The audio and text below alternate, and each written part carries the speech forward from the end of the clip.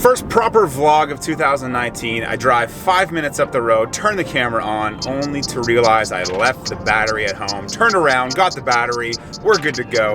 It's gonna be a good day.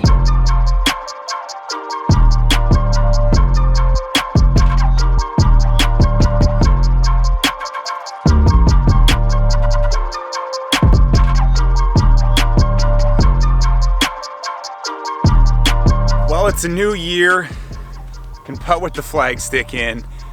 That's gonna be pretty interesting to learn, but I'm gonna practice with that. So if I have that situation, I choose that on the golf course in tournaments, I know what I'm doing. New year, you know what that means. Just like last year, gonna talk a little bit about goal setting in this first vlog of the year. Last year, I focused on this idea of a blueprint, 4 pillars to a blueprint. I went a little more in depth in my goal setting last week when I was in Ottawa. So I wanna share some of those goals with you, how I set those goals, how to set good goals. Let's do this.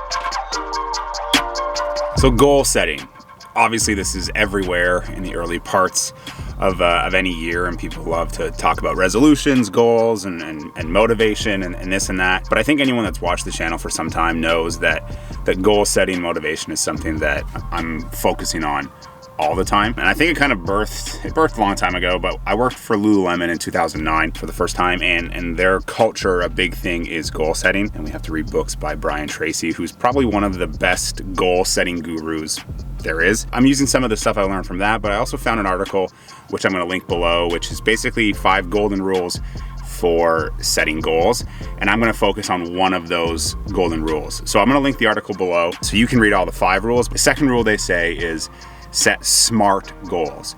And what SMART goals means is specific, measurable, attainable, relevant, and time-bound. That's what I want to talk about briefly today as it pertains to some of the goals I've shared with you guys, but then also some of the goals I haven't shared that I have for 2019. If you think back to the video I made, maybe at the early part of December where I evaluated 2018, good, better, how. I didn't talk about the how. I've sat and I've worked on that, and that's kind of in this SMART theory. So specific, I said what I needed to improve on was wedge play, was my mentality, my attitude. Those are very specific goals, specific benchmarks, specific things to work on.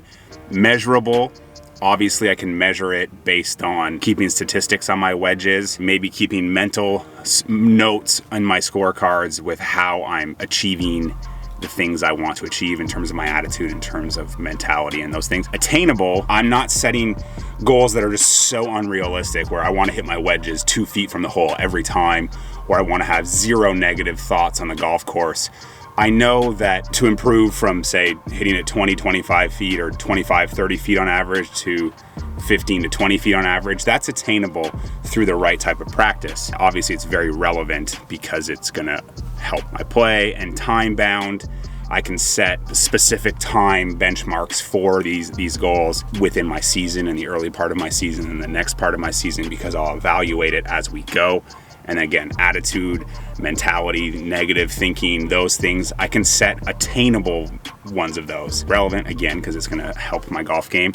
And time bound, I can chunk it based on time. It's not just by the end of 2019. That's very vague and that doesn't really motivate you. SMART goals, that's the ticket when it comes to goal setting. So when you're setting your goals for the year, stick to this, and it's really gonna open your eyes to how to set realistic goals, attainable goals, as opposed to these vague, overarching goals. I'm gonna get back to work, and then when I come back a little bit later, I'm gonna share a little bit more from this article, but also just share with you guys my goals, some of my goals for 2019, personally, professionally, and maybe tie it into how they are SMART goals. So back to work.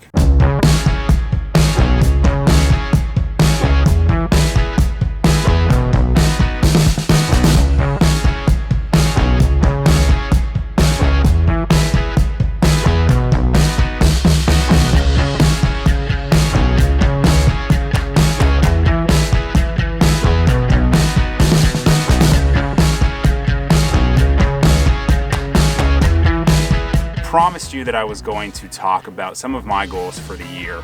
And one thing I want to iterate or reiterate is goal setting doesn't have to be this like super serious thing. yes, we want to achieve things. Yes, we want to set attainable goals, but also really unattainable ones that we have to reach for, that demand a lot of us, that motivate us. But you still want to set fun goals in your life. Like, I've got some fun ones in here, and this whole goal setting process is meant to be fun. And for me this year, it was fun. It's not like this is this super serious be all and end all thing where if you set goals that are bad ones or ones that you don't achieve, that you're a failure. That's not what this is about. This is about motivating yourself, having fun in that work. Like, I've got goals in here that are fun ones, like go to a new continent, see my favorite music act above and beyond, go to 5 major sporting events. I'll do everything in my power to make those happen, but sometimes it won't happen. I might only get to 3, I might only get to 4 sporting events because my schedule may not allow it, or I may not get to see above and beyond because just schedules don't allow it, and I might not get to another continent because I can't afford it or schedules don't allow it. But those are the fun goals I set.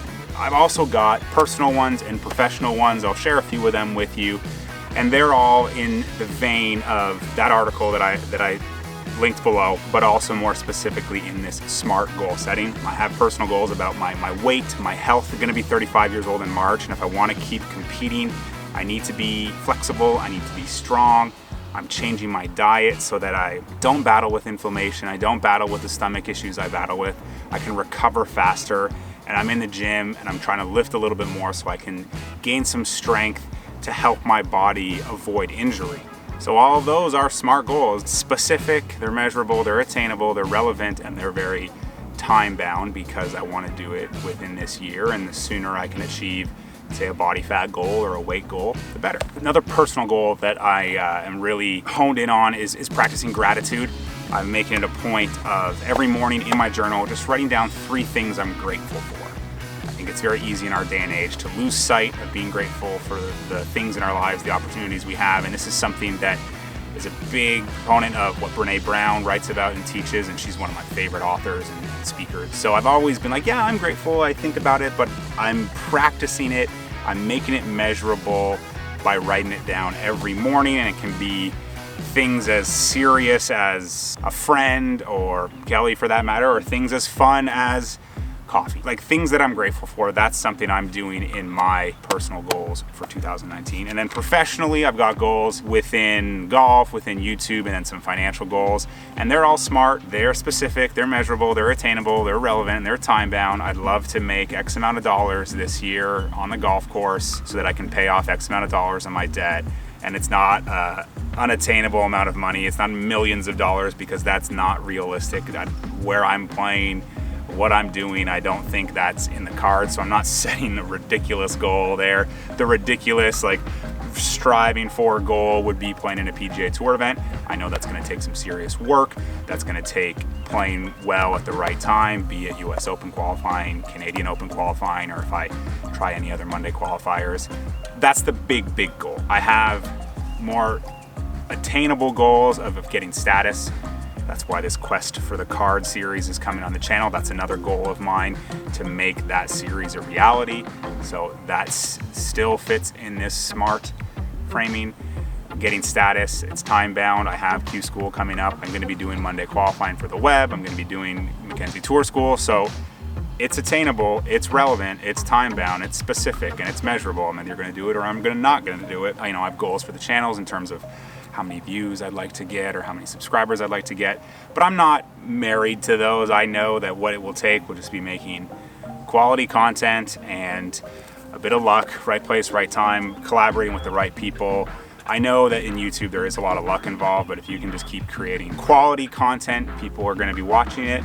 And whether it's 1,000 people, whether it's 100,000 people, that doesn't really matter. But yes, it's nice to have little goals to push myself, to motivate myself, like that article says down below. That's kind of it, guys. That's how goal setting has looked for me this year. A little bit different than last year, a little bit more like I used to set in years past. But the main thing I want to reiterate is this is meant to be a fun process. This isn't meant to be something that is bogging you down. So let me know down below what some of your goals are for the year, and are they SMART goals? Are they specific? Are they measurable? Are they attainable? Are they relevant? And are they time bound? give this video a thumbs up, subscribe if you haven't, and turn the little notification bell on so you don't miss any of the videos that are upcoming, especially the videos from the PGA show with Brody, Zach, Garrett, Adidas, LiveView. There's a lot coming in the upcoming weeks, so I can't wait to see you guys in those. Peace.